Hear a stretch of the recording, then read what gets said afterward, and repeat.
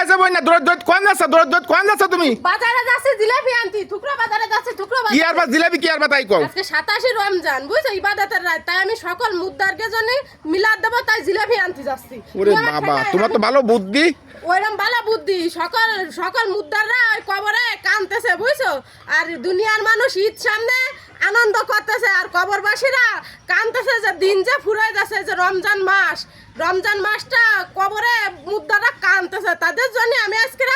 সকল মুদ্দারের জন্য মিলাদ দেবো তাই আমি এখন যাচ্ছি জিলাপি আনতি তুমি আমার আটকায় না আমি তাদের জন্য জিলাপি আনি আমি আজকে মিলাদ দেবো এরকম বুদ্ধি তোমার মাথায় কি করে আসলো বই না শোনো ওই ছেলে মেয়ে মানুষ করে অধর টাকা পয়সা দিয়ে থুয়ে গেছে কেউ দে না মেয়েরা দেওয়া 10 তলা বিল্ডিং দিয়ে ভালো